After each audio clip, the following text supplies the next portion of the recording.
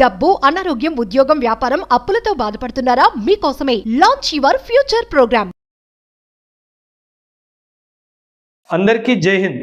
ఇప్పుడు India and US మధ్యలో జరుగుతున్న ట్రేడ్ వార్ కానీ, అమెరికాకి విరుద్ధంగా వెళ్తున్న దేశాలు కానీ ఒక ఇష్యూ మీద మాట్లాడుతున్నారు. ఆ ఇష్యూయే డీ-డాలరైజేషన్. అండ్ ఈ డీ-డాలరైజేషన్ వల్ల మన దగ్గర ఉన్న డాలర్స్ మన ఫారెక్స్ రిజర్వ్స్కి ఎలా ఎఫెక్ట్ అవుతుంది.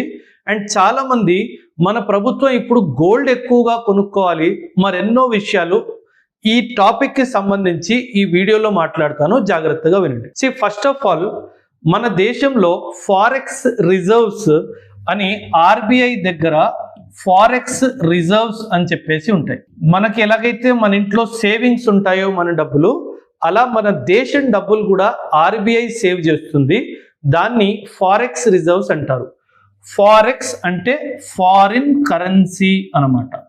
ఫారిన్ కరెన్సీని ఫారెక్స్ అంటారు. రిజర్వ్స్ అంటే మనం దాచుకున్న డబ్బు.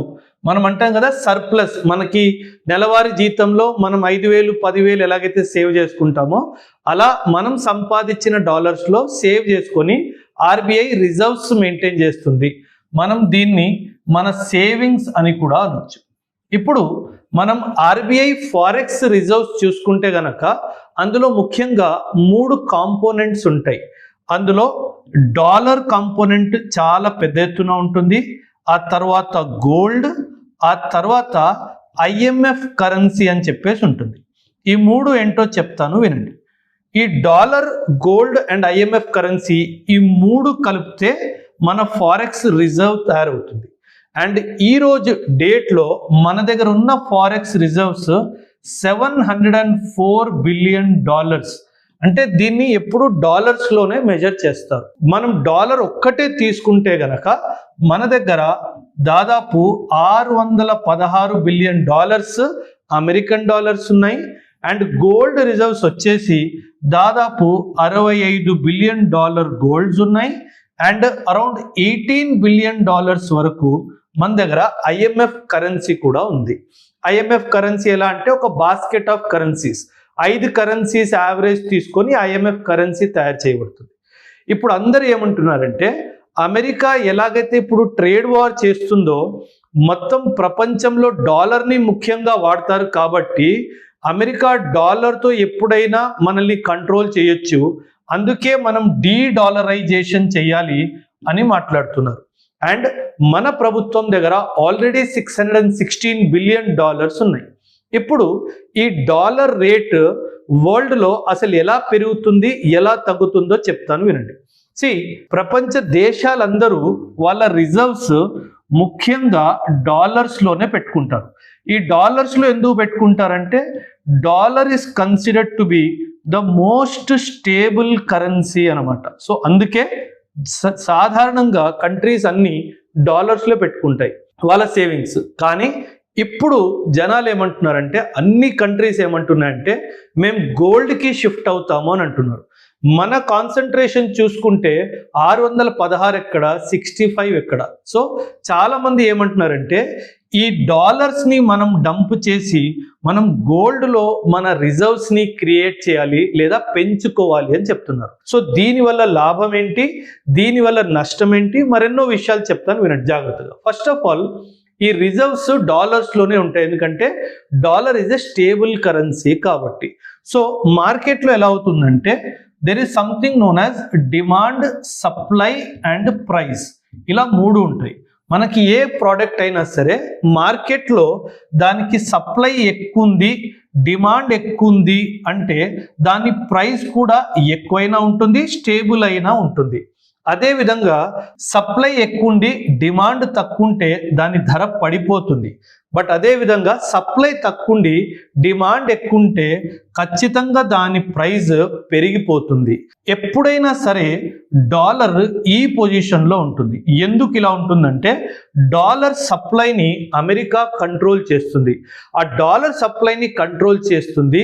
దాని స్టెబిలిటీ వల్ల, దాని డిమాండ్ ఎక్కువడం వల్ల దాని ప్రైస్ ఎప్పుడూ పెరుగుతానే ఉంటుంది. అందుకే మనం గమనిస్తున్నాము, ఈరోజు $1 దాదాపు 87 రూపాయలు దాకా వెళ్ళిపోయింది. సో మనం ఏమంటామంటే ఇలా ప్రైస్ పెరిగిపోతున్న కొద్దీ, ఫర్ ఎగ్జాంపుల్ నేను ఈరోజు ఆయిల్ ఇంపోర్ట్ చేసుకుంటున్నాను. అంటే ఇప్పుడు నేను ఆయిల్ ఇంపోర్ట్ చేసుకోవాలి, $1 నేను ఇచ్చి ఆయిల్ తెచ్చుకోవాలి అంటే నేను 87 రూపాయలు ఇవ్వాలి.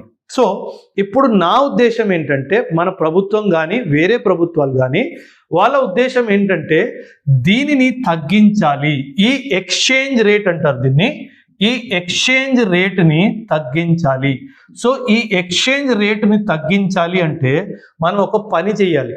ఎలాగైతే సప్లై తగ్గించడం వల్ల డిమాండ్ పెరుగుతడం కానీ డిమాండ్ కాన్స్టెంట్గా ఉండడం వల్ల ప్రైస్ పెరుగుతుందో, మనం ఈ సప్లైని ఇంక్రీజ్ చేయాలి.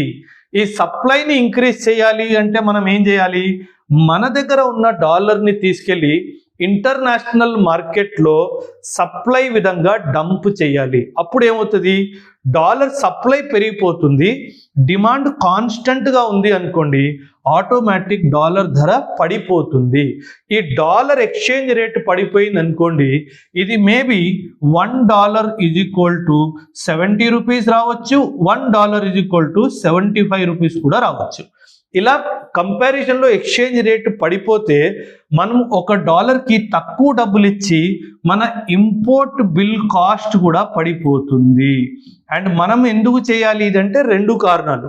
ఎందుకంటే మనం ఇంపోర్ట్ ఎకానమీ, మనం ఎక్కువ శాతం ఇంపోర్ట్ చేసుకుంటాం కాబట్టి మనకి ఇది తక్కువ ఉంటే మనకు మంచిది అన్నట్టుగా చాలా మంది అంటున్నారు. రెండో విషయం ఏంటంటే, కానీ ఒకవేళ మన ఎకానమీ ఎక్స్పోర్ట్ లెడ్ ఎకానమీ అనుకోండి, కాకపోతే మన ఎకానమీ ఎక్స్పోర్ట్ లెడ్ అంటే అప్పుడు $1 = 87 అని మాట్లాడుకున్నాం కదా, $1 = 70 రూపీస్ అయ్యింది అనుకోండి, అప్పుడు ఏమవుతుందంటే మన ఎక్స్పోర్ట్స్ కూడా నెగటివ్ ఎఫెక్ట్ అవుతాయి. ఎక్స్పోర్ట్స్ కూడా నెగటివ్ ఎఫెక్ట్ అవుతాయి. అందుకే మన ప్రభుత్వం ముందుగానే ఏం చేసిందంటే, నేను ఇప్పుడు చాలా ఎక్స్పోర్ట్స్లో నేను అసలు ఈ ఎక్స్చేంజ్ రేట్ గొడవ లేకుండా నేను రూపీలోనే ట్రేడ్ చేస్తాను అని చెప్పేసింది. ఈ రూపీలోనే ట్రేడ్ చేయడం వల్ల ఏమవుతుందంటే, మనకి డాలర్కి రూపాయికి ఎక్స్చేంజ్ రేట్ తగ్గిపోయినా మనకి నెగటివ్ ఎఫెక్ట్ ఉండదు. అండ్ మనం ఇలా డబ్బులు, ఈ డాలర్స్ మన రిజర్వ్స్ నుంచి తీసేసి మనం బంగారం పెంచాలి. బంగారం పెంచితే దీనివల్ల కూడా నా కరెన్సీలో కూడా ఇంకా బలం వస్తుంది అని ఉద్దేశము చాలా మంది చెప్తున్నారు. అంటే ఎకానమిస్టులు ఏం చెప్తున్నారంటే, ఇంకా దీనిని తగ్గించేసి మనం దీన్ని పెంచాలి అని చెప్పేసి అంటున్నారు. సో ఇప్పుడు జనరలీ అమెరికా ఏం చేస్తుందంటే, చాలా తెలివిగా అమెరికా చాలా గోల్డ్ని పర్చేస్ చేస్తుంది. అమెరికా చాలా గోల్డ్ని పర్చేస్ చేస్తుంది, కానీ దీన్ని అఫీషియల్గా డిక్లేర్ చెయ్యదు. ఎందుకు అఫీషియల్గా డిక్లేర్ చేయదంటే దానికి చాలా కారణాలు ఉన్నాయి. సో ఇప్పుడు ఏమవుతుందంటే, కరెన్సీకి బలం, కరెన్సీకి స్ట్రెంగ్త్ గోల్డ్ హోల్డింగ్స్ నుంచి వస్తుంది.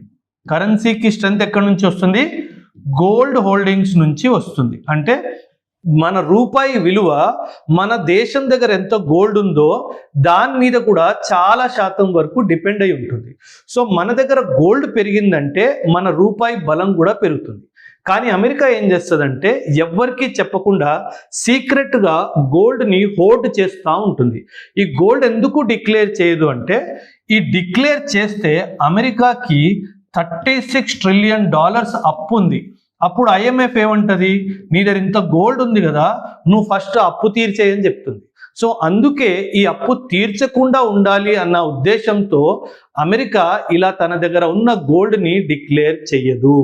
సో నా ఉద్దేశం ఏంటంటే, మనము ఖచ్చితంగా ఇంకా అమెరికా ఈ డాలర్ డిపెండెన్స్ని తగ్గించి మేబీ ఒక $100-200 బిలియన్ గోల్డ్ క్వాంటిటీని ఇంకా ఇంక్రీజ్ చేస్తే, ఒకవైపు ఇలా అమెరికన్ డాలర్ మార్కెట్లో వెళ్ళి సప్లై ఇంక్రీజ్ అయితే డాలర్ కూడా క్రాష్ అవుతుంది అండ్ మనకు కూడా గోల్డ్ వస్తుంది, అమెరికా కూడా బుద్ధి చెప్పినట్టు అవుతుంది అన్నది నా ఉద్దేశం.